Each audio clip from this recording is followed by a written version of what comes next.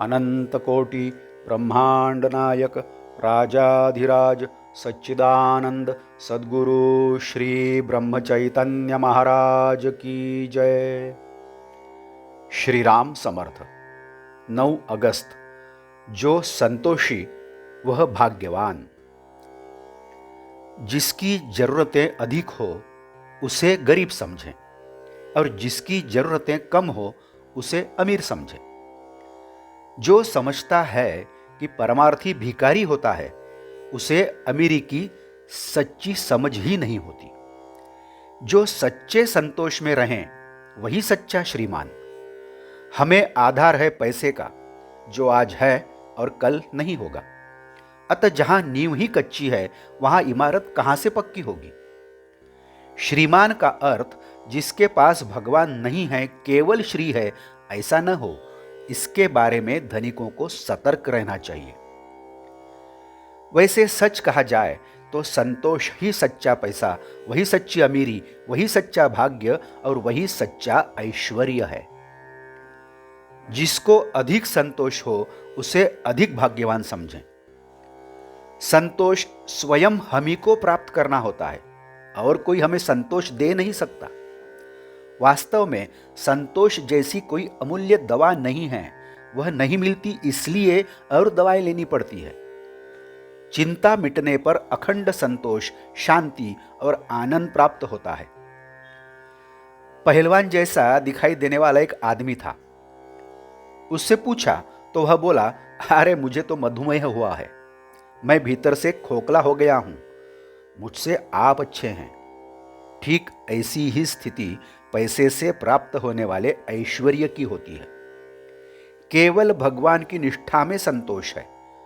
वह राजमहल में तो है ही नहीं, लेकिन शायद झोपड़ी में भी न हो।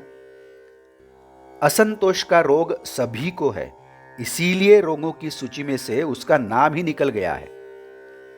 इन दिनों संसार में आधुनिकता के नाम पर बहुत सुधार हुए हैं, किंतु उनसे मनुष्य को संतोष प्राप्त नहीं हुआ है। जीवन सुखी होने के बदले मन में रात दिन बेचैनी बनी रहती है।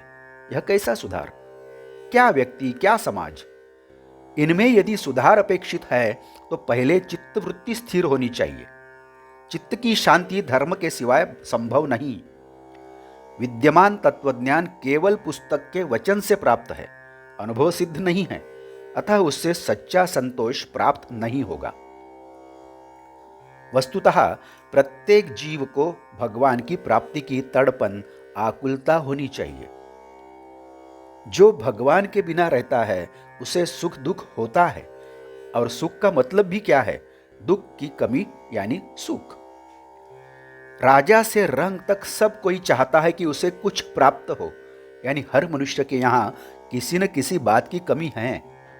लेकिन कोई यह नहीं सोचता कि आज जो मेरे पास कम है वह कल जब मेरे पास था तब भी क्या मैं सुखी था?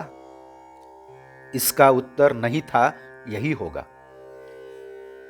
ताजी जलेबी कल्पना मात्र से यानी झूठ झूठ खाने के बजाय बासी जलेबी का प्रत्यक्ष टुकड़ा खाने से अधिक संतोष है। बुद्धि का आनंद उपाधि और कल्पना का आनंद है, जबकि भगवान से प्राप्त आनंद उपाधि रहित है। यह आनंद प्राप्त करने के लिए भगवान की शरण जाना चाहिए और निरंतर नाम स्मरण करना चाहिए।